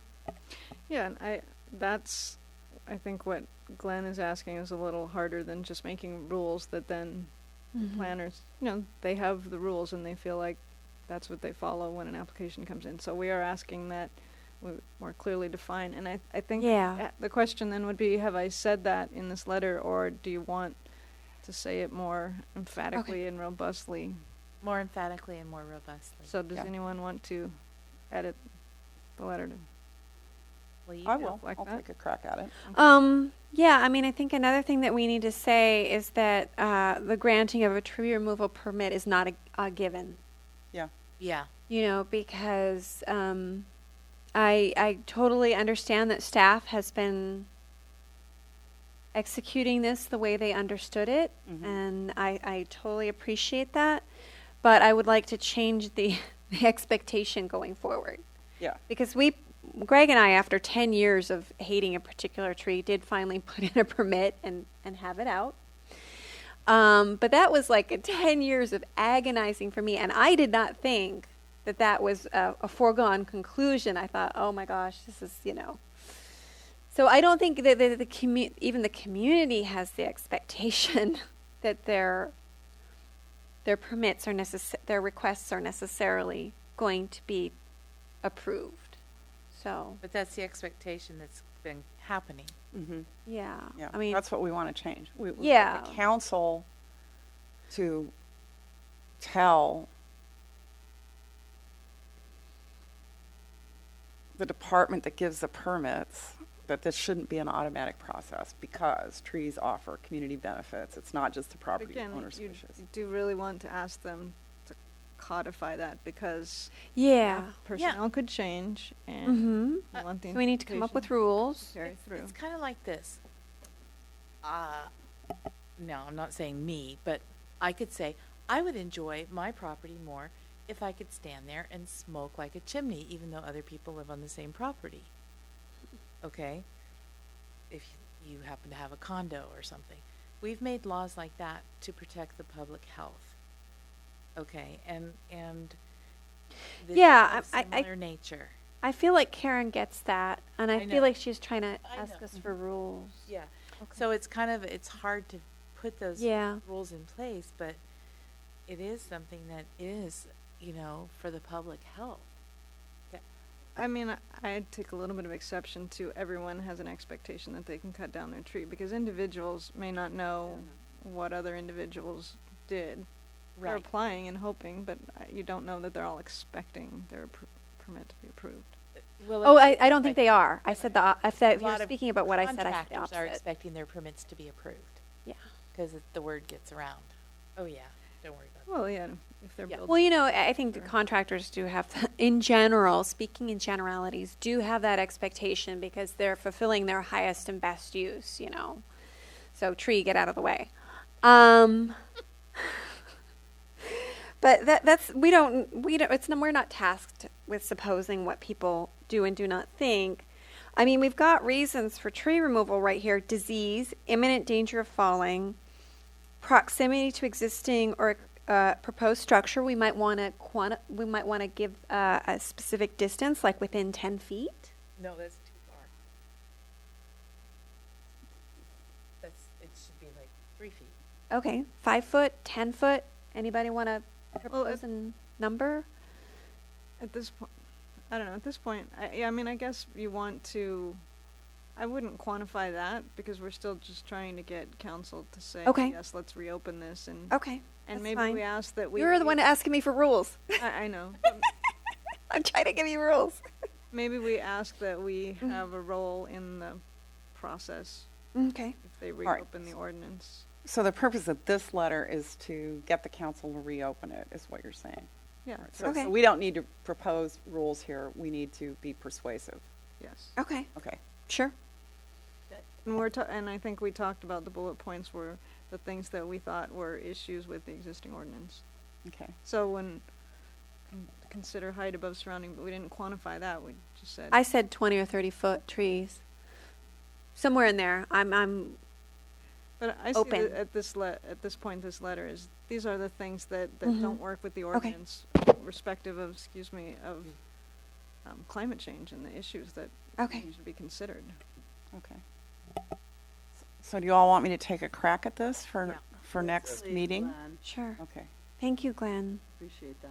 I would like to fall on that sword, but I'm already been impaled multiple times. Well, you'll all get a chance to Thank- revise it after I revise it. So I'm sure we'll visit this again. We'll next send you meeting. the Word document. Yeah, if you could send it as a Word document. Thank you, Karen. Sure. So, move on? Yeah. If I get this done soon enough, then I can send it to you and you can circulate it to the committee before the next meeting. Is that right? Yeah, yeah, Okay. Thanks, Glenn. Thanks for taking the first crack at it. sure. Yeah, that's a big help. Okay. All right, subcommittee reports. First is the climate action plan. Did we even meet? We did. yes, didn't we? we Oh my God, my brain is so elsewhere. We did. We went over slides and environmentally preferred purchasing and staff training again. It's getting there. Yeah, what else do we want to say about it? I gave Billy his list of products, and I think staff has set up the account for the Toolkit. toolkit. Yeah, I'm just gonna Coupons. walk him over the sample coupon right before the star drops, but it's in the star. It's being printed now. Yay. Awesome. Yay. Mhm. It's So it's gonna going be- along. We're It's going to be good through November 17th, which is a Saturday, because they're not open on Sundays. So at least 2 weeks from when you get your star, and Okay. we'll see how many people use them. great. Yeah. Cool. I'll throw in, I had a suggestion from the water department. It was after it was printed, but the person in the finance department that does water billing said dye kits, because she deals with people that say my water bill went up and they don't think they have a leak because they don't hear the leak and they don't. Yeah, I don't think Billy has dye kits. Yeah, and I was gonna look it up, but I didn't get to that. I was thinking, I don't know how expensive they are, because food coloring could do it, but Yeah, food coloring. That was in our the toolkit we put together, but I don't think it was in the county's toolkit. I donated some food dye out of my kitchen. yeah, I don't remember. I was assuming that maybe it was in their toolkit, but if we do this again, we can add that, or we can throw in a free dye kit if they Yeah. spend X dollars or something like that. Yeah. So just a thought. Mm-hmm. All right. Do you want to say anything else about climate action plan? We're just cranking. No, I just really want to put some of these things to bed because we've got so many other things that we want to move forward with. That's all. Okay. Day in the park. Anything? Oh my God, we had a great day in the park, you guys. Thanks for coming. I don't think very many people showed up. I still have a struggle with us being away from Yeah. all the action that's going on, because pretty much it was all of us talking to each other. Yeah. We did not have, I think. was all good, The but- number, of which is fine. Yeah, But- we enjoyed it. It was like an Yeah, OSEC lovely meeting. spending time with you, Barb. But it really seemed like we even had less people this year stop by, so it was kind of Yeah. disheartening for us to be sitting there going, I'm like, Barb, can I? I'm gonna you and Greg sit here for a while I could just go out and see what's going on or get some food or whatever. So it's just Yeah. it's just not a nice place for us to be. We're not a part of it, and it's the second year first year it happened was last year, and now we're again doing Yeah. the same, even more so. Yeah, even more so because we were this time spread out. Yeah, I Even think though this it- was even worse. Know we were going to be spread out for like, Mm-hmm. for example, Mountain Watch would have requested another table and brought children's activities if we'd known we were going to be spread out instead of having the same configuration Yeah. as last year. But still, there was, it was hot. It was unpleasant being on the pavement. Everybody was facing west, so everybody pretty much Sunburn. got Yeah, except a few booths. one of my problems with the pavilions being broken apart was that you didn't shade your neighbor. So we were getting it from two sides Yeah. instead of one. So what happened with the old way that we did it was we would form a square, and the square is like a defensible space. So you could always retreat to the center of the square where it was cool because it had been Shady. shaded all day. It also enabled us to help cover each other's booths when we were grouped together, and Participate in the whole event. participate in the whole event. I know that if Michael Abney was here, he'd probably say this, but it was really not nice to have the Lions Club booth Right. so far away from outside food trucks. People didn't even know. Some people didn't even know the Lions Club was there until after they'd already bought food from the food trucks. Right. And I did talk to Jeff about that, and he did say, I said, hey, what's with this? And I said people were, the Lions Club had a lot of food, and they're like, hey, come over here. So that was part of it was location, but also Jeff said that a lot of people asked for different types of food. So it might be something we also want to talk to the Lions Club about is having something besides the hot dogs, hamburgers, and I get what they do, Right. but people were asking Jeff. It's like we would like something else. Well, Can we different have a kind variety? of food is great, but it should all have been Been together. Together. so that So people could have make the a opportunity. choice Yeah. instead of thinking, we Their just- menu. yeah. So, And that there just was not the attendance that. so it's unanimous that we would like to change the arrangements next year. How do we go about doing that? Like I said last time, you should talk to the Park and Rec staff or to the Park and Rec commissioners. Yeah. And So- I don't know if they review this after each year and So, they thought- so what does that mean? Should we write them a letter? Should we request a meeting? Practically speaking. Subcommittee. well, I don't. Would yeah, the Day in the no, Park subcommittee like to address the Parks and Rec Probably. Commission? We'll do that. I mean, should we write a letter like that to them, or Yeah. we should set up a meeting? I mean, I don't know. What do you guys? You're in the community and you know the Park and Rec commissioners. What do you think is more effective? Have you gone back over the meeting when they talked about it last year? Maybe it would be a good place to start. Go to the October-November meeting and watch it and see what the conversation was. And Is Well, I the did talk to subcommittee? one of the commissioners about it, and she said, "Oh, well, you were the only one, and there were several people who liked it." I said, "Those were people who were attending, not people who were working."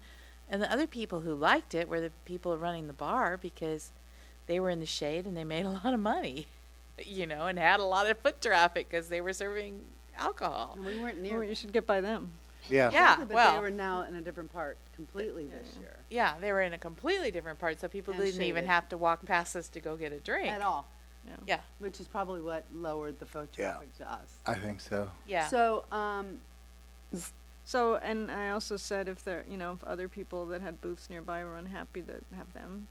Oh, you know what they should do? They should put the food on one end and the community booths in the middle and then the beer on the other end. Right.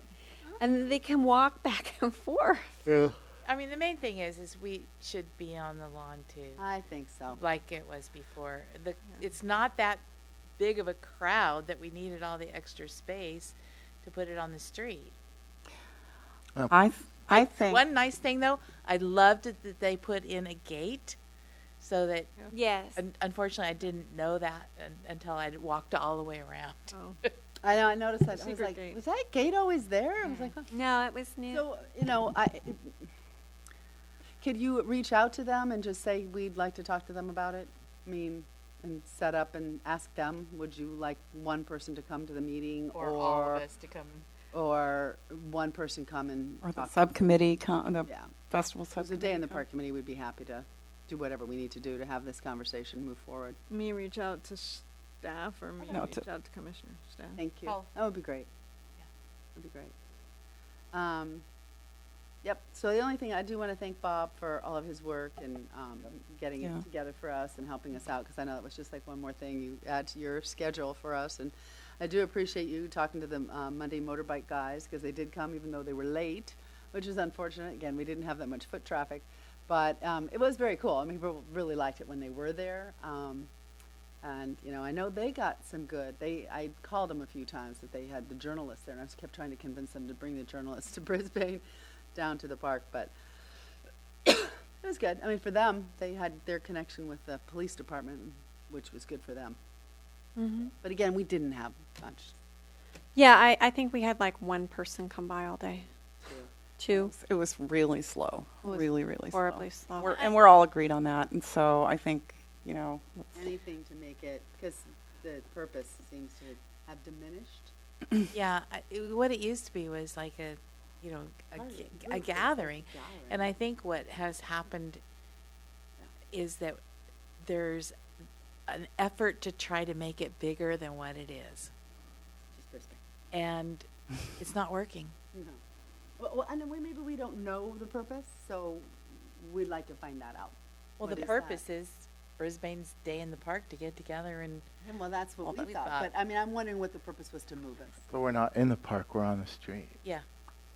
Stay on the well, street. we should hear what Stay on the pavement. So anyway, we should we'll hear have what that they have to conversation. say All right. and have a conversation. How's it? Okay. Next. Habitat Restoration Days. Do we have any? We don't have anything. Well, Tree. actually, I do. Oh, have Festival something. Tree. I'm sorry. Oh, Festival Tree. Megan. Yeah, I actually wasn't here. Michael did mention, I remember in the last, when I read the minutes, that he would like us to maybe cut some of those branches off so kids can't climb on them, because Stay in the Park, I did notice that tree got climbed a lot. Oh. So I don't know if there's anything we can go forward with that, or. I have been in favor of tree climbing. Yeah. So, It's my daughter's favorite Uh, thing to do in the. In so I did ask about this. Let me give you a little bit of an update. Yeah. And Buildings and Grounds team leader talked to Davy Tree, who does a bit of our tree maintenance, and they're certified arborist, and they said they didn't think climbing was that impactful. Hurting It the is tree. kind of dying on the one side, so not necessarily on the lower part more than the upper part, and that trimming those low branches that curve up would make it look a lot less full. Like I Yeah. think you Yeah. physically So- could trim them, but it's not recommended to trim evergreen trees like that. I think it would look really bald. Yeah, and I'm glad that I appreciate that you went out and asked that, because I was Mhm. kind of like, okay, I saw it last week, and I mean, when I was reading the minutes, yeah, and I didn't know either. I saw people climbing it, and normally if I thought they were hurting it, I would have walked over and said, hey, you guys are hurting the tree, but they weren't, right? I don't think so. I mean, They, you they know, love it. They actually have a name for it. That Mhm. the tree's name is Carl. And So thank That's the you, fog's thank name, you I'm for finding sorry. out that that's the fog's name? frog. Thank you for finding out that it doesn't hurt the tree really to have it being climbed on. Yeah. So Okay. I think we should probably just let that go for now. And I think we should still find a replacement tree and get it in the ground. well, there is still that. Yeah. Yeah, we'll still continue on that. We're trying to see if this one gets a lot of new growth though. It might. Yeah, I mean, Tell the us that it's gonna trimmings, be- hopefully, I don't think the trimmings You're so- going to cause it to fill back out, but, we can always, Give it it some it time. can surprise you. Plants can do the surprising don't things, know. so we'll just hope. Amazing powers of rejuvenation. Yep, absolutely. And there are good signs. So Hmm. Actually, all the pine cones are often a sign of stress, so. Yep. well, I had talked a couple meetings, 1 or 2 meetings ago, about where it was trimmed. There's all kinds of bright green new growth. Not a Hopefully, lot, but yeah. little bits everywhere, so we wanted to see how that developed. Yep, I've got my fingers crossed. So habitat restoration days. So you had asked last month about Lagoon Cleanup. So Yeah. I asked Rec about that, and they sent me a quick email. So they headquartered at Fisherman's Park. They had 30 volunteers spread around the lagoon. They say the total mileage or area clean was 3 miles. That seems high, but that's what they said. Number of people that brought their own bag or bucket, 5. Total garbage picked up, 3,600 gallons. That's pretty good. Most unusual items found: a tire and an adult DVD. I'm reading from his list. 6 volunteers carpooled to the event. 10 volunteers brought their own gloves. Joe Sully from the Lions Club barbecued hamburgers for lunch.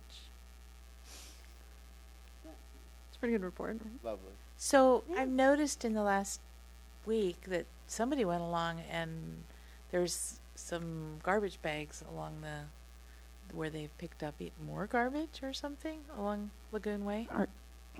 There are bags along 101 too, so I Yeah. think it's probably a sheriff's crew or something. I don't know. Interesting that they went over to Lagoon. Well, it's right. You can see the truck tires, and then there's some bags. So maybe somebody's dumping something instead. I don't know, but there's bags there. But it looks like it's the same kind of bags that are on the freeway.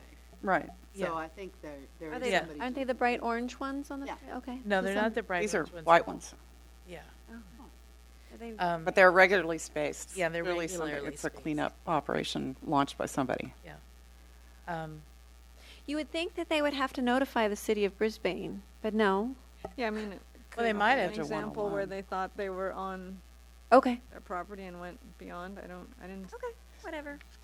Maybe they just made a mistake and they picked up some Brisbane trash. Right. Good for them. Yeah, don't look a gift horse in the mouth. Those white ones don't stay there, Michelle. Let us know if you see them. Yeah. So let's, if we have a calendar, can we go ahead and schedule the habitat restoration days and get it out there so other people don't schedule things on the same day? In Yeah, I'll- particular, April, Earth Day, and then the June day.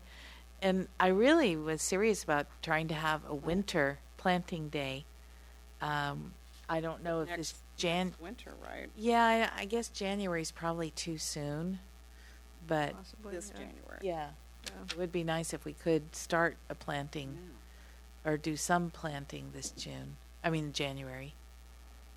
And would there be plants to plant? So. There could be, yeah. The one thing to think about that's just popped in my mind is that we're supposed to have rain again this winter. We may or may not be in that situation next winter. So, We always get some. well, it's supposed to be above average rain this winter. So maybe that is a vote for doing what we can this winter. Mm-hmm. Yeah. I'll pass that question on to Rec ask him about choosing the dates and notifying and. Yeah, because most of the Special. planting season, the traditional planting season is November, December, and into January. So, like the third Saturday in January, or something like that would be really. Do you have your calendar out, Meg? Would be a good potential. First Saturday in April. No, third. Well, first of all, January. Something like January 20th might be a really good planting day. I know it's kind of, or Is that a Martin Luther King weekend? oh yeah, no, Okay. January 27th then would be better. I actually, I don't know. I kind of like the 3-day weekends because then I can do planting and then still get my 2 days off. And But maybe. maybe I'm completely willing to. We lose people. That's possible too. when it's a 3-day weekend, Okay. and then in April, so January 20th or 27th as potential dates, and then in April, Or February. Do you want to do February just in case? February 3rd. But you want to do it early enough in the season that Yeah. the plants have a chance to get established. Although if we're planting in the canyon, it's not as critical. It'll be wet and cold. And then in April, Saturday, April 21st. And in June, would be probably Saturday, June 16th or 23rd. No, one of those two. Why do they have dots on them? That's because I have things going on that day. Oh, well then the 16th, because you have something going on the 23rd. There's a wedding I'm going to. So, Yeah. do you think if you had a planting day in January and it were rainy and bad weather, that'd be tough? Maybe we should have an alternate day, like just. Well, Well, the whole thing is that it would be tough, but that's when you plant. Truthfully, when it rains is absolutely the time that I plant in my backyard or pull weeds or do whatever, because it's the easiest time to do it. So, well, we're gonna have to figure out if the rec department wants to take this on or whether we can take Okay. it on ourselves. Or That'd be great. or if Ask 'em. or if we take it on without them. I don't know. It's easier with them.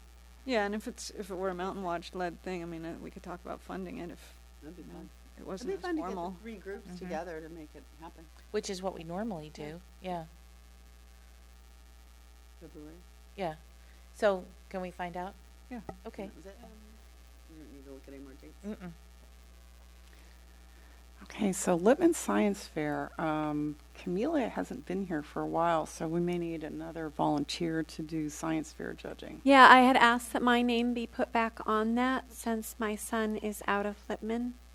Oh, that'd be good. Yeah, that'd be good. That happens in the beginning of the year, February. January, Have I their thought. kickoff in like January or February or something. Can and you then- go to the kickoff and talk to them? Yeah, That'd try be to. really and- good. That'd be great. Okay. Others on that? I put it on the list on my computer. I just didn't update the slide, so I'll make Oh, sure to thank update this. I'll go through the slideshow a little more carefully this time. Okay. So what about our last 4 subcommittees? There are several of them. Do any of them have any reports? I don't think we need to hear about every subcommittee every time. If they haven't been doing anything, then that's fine. No, but it'd be interesting on the waste stream one after our presentation last month. I'd really like to follow up with them and get some videos for the website, for our website. Yeah, And then that would be also good. maybe a video demonstrating the new locking garbage cans. Yeah, she said she was doing that. Right. So do we follow up with her, or how can we follow up with her to find out that? Yeah, we can ask her. Yeah, 'cause Okay. she had that and then the 8, some other things that were not, what was it? On the minutes from last time. She had another thing she was gonna follow up, things not to put in, she was gonna send to us. The 10 things. Yeah, Oh, the 10 yeah, things. I thought it was 10 eight, things. Sorry, yeah. Yeah, I'm Yeah, sure we it's can send 10. So but- when we're following up with her. or I'm 12 sure. or 14. Okay. Don't put that in there. But, yeah, appreciate that. Going back, I've been in contact a few times with Del Shambari from Mountain Watch about the PCA, because he was involved when we got it set up, and he was kind of trying to coordinate the neighboring agencies. Mm-hmm. So he's been asking about. They're supposed to put out a grant. I think their timelines have slid a little bit, but for PCAs that have been established through the last process, there's some money that's going to become available, and they're going to put out grant criteria and applications. So he wants to be involved and meet, but I was wondering if anyone from OSEC wants to be on that committee that works on like ideas that we might apply for a grant. Well, Kima had a good idea earlier in this meeting, which is, marking the trail going up through Yeah. Firth on up onto the mountain. Yeah. Because there's not a lot of good access points that are known, and that one would be a good one now that we've done some restoration work in Firth Canyon. Can we use Yeah. money for that kind of thing? Yeah, We got it? It can be for habitat restoration. It can be for recreation purposes. It can be for a combination.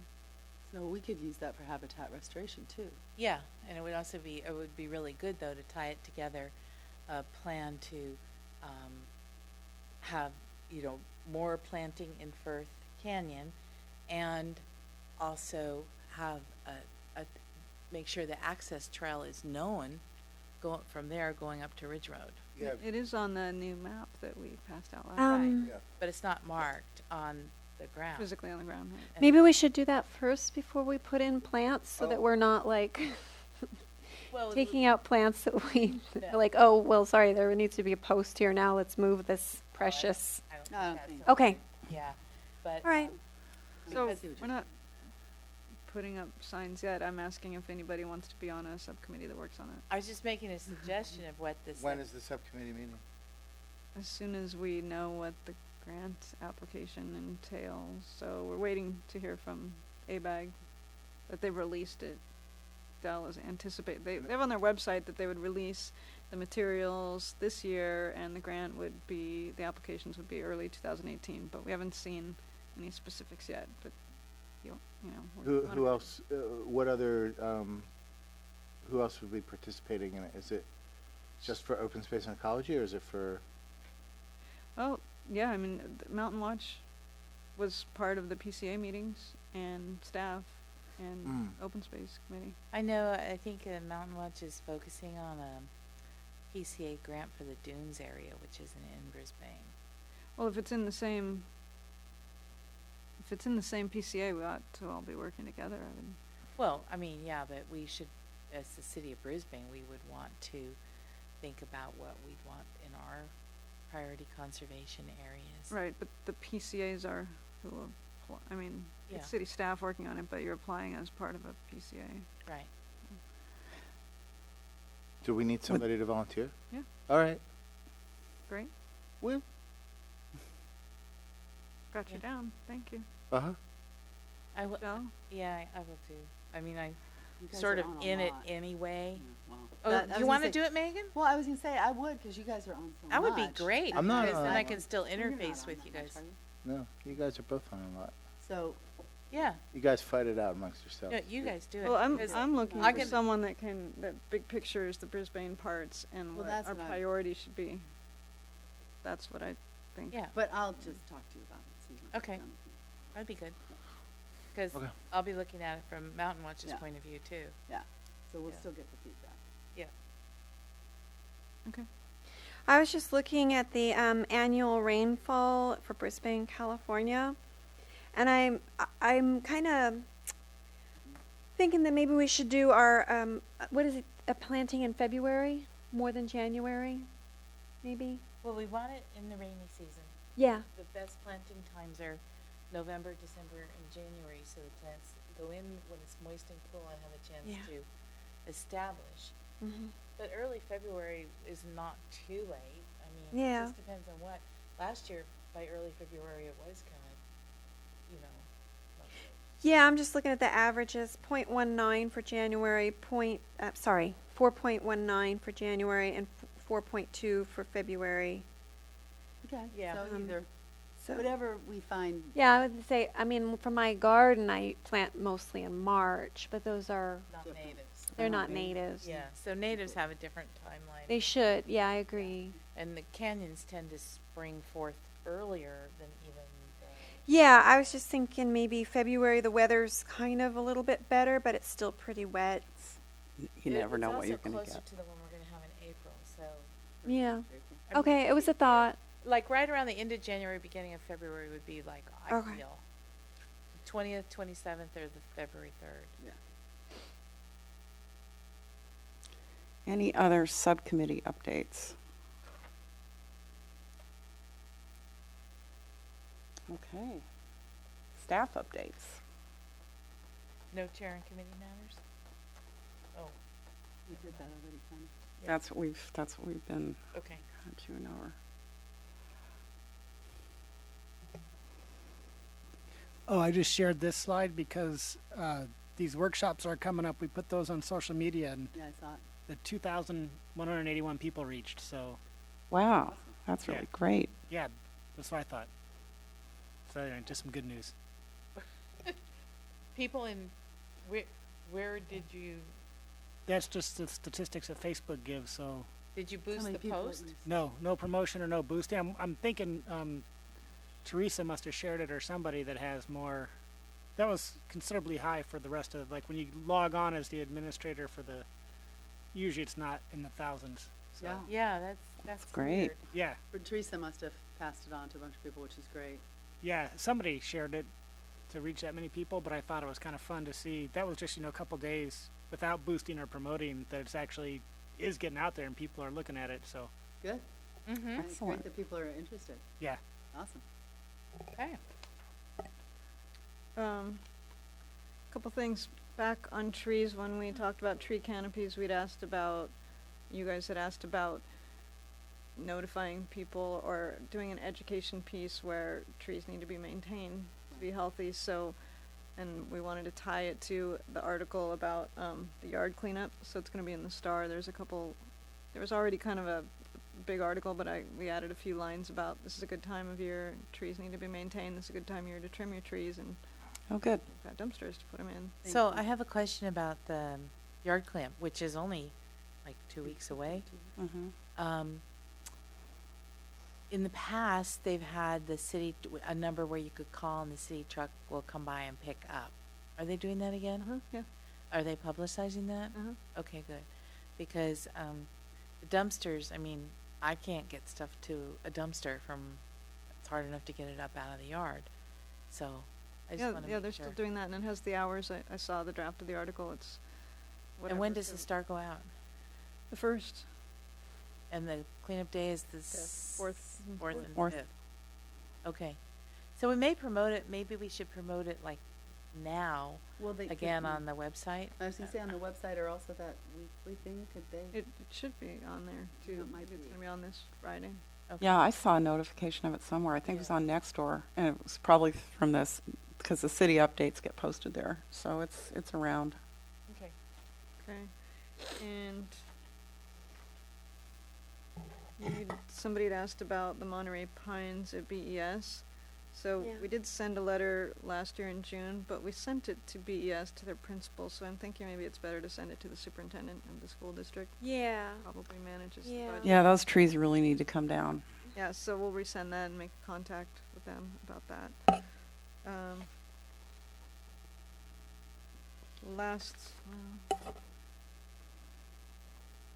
guess the only other, we talked about the maps.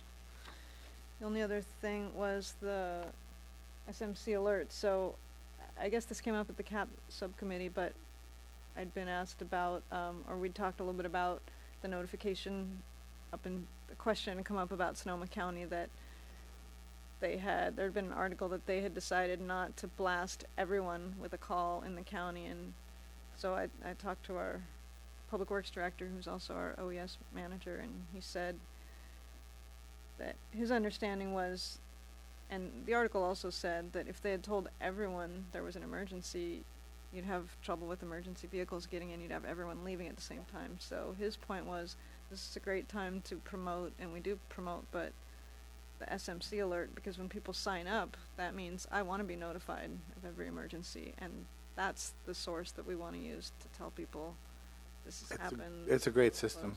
I get something from them almost every day. Me too. Yeah, Today it was a mountain lion in Oh, La Honda. Or La Honda.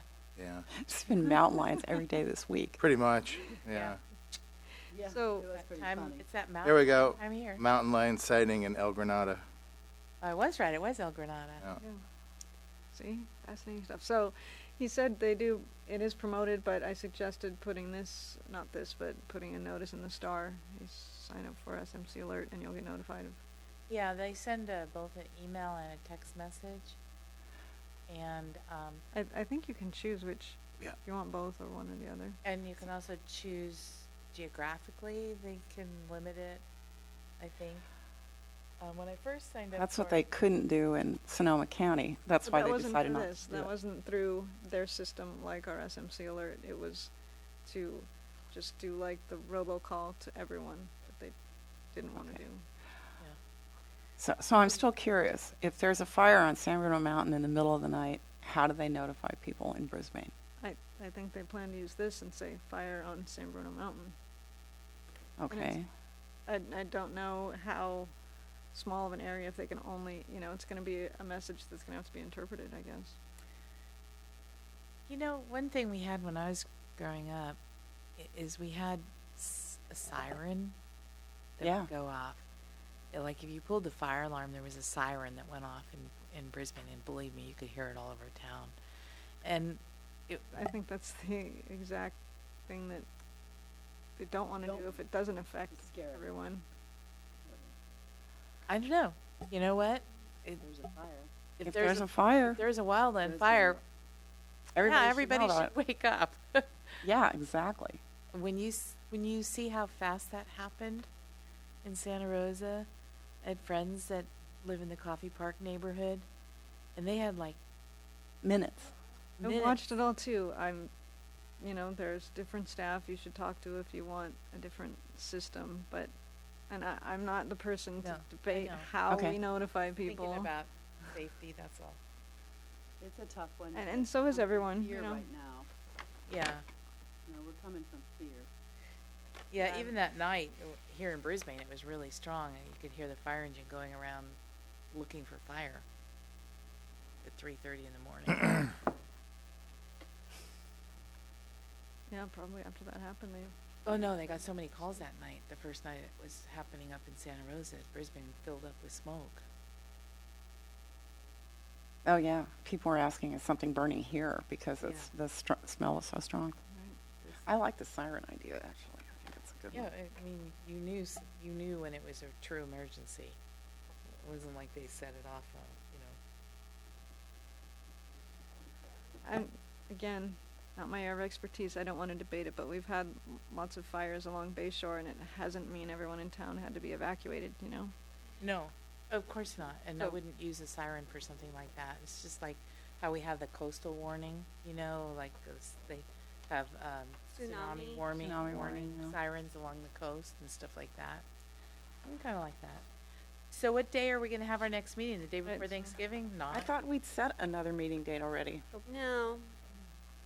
So yeah, our normal meeting would be the fourth Wednesday is the day before Thanksgiving. That's So Sweet. I'm looking. So I was just looking at my I'll be in calendar, Boston. and I have Open Space Committee on the No, my- 15th of yeah. November. Yeah, I think we could talk about that. Which one? 15th of November. Probably have a school board meeting. But you guys go ahead and meet, no problem. Yeah, we can meet a week early, but that's what we're talking about. I We think. won't like it, but we can. What? I said, we can meet without you, we won't like it, but we can. I'm okay with it. I won't like it either. Okay, I just have one more public service announcement. Hold on, are we agreed that we're meeting on the 15th at 6:30? I agree. Barbara? Fine with me. Do you know if the room Megan? is available? I'm good. I forgot to check what's available, but I don't think anyone, that was our third Wednesday before, so typically there's not anyone on that time. So I can confirm that, but it's probably available. Okay. And Mountain Watch is having their next plant sale on November 11th, Saturday, November 11th, 11/11. Perfect time for planting Those are natives. angels. Yeah. So I move that we adjourn. Yes, I'll second. All in favor? Aye. Aye. Aye. Meeting's adjourned. Okay.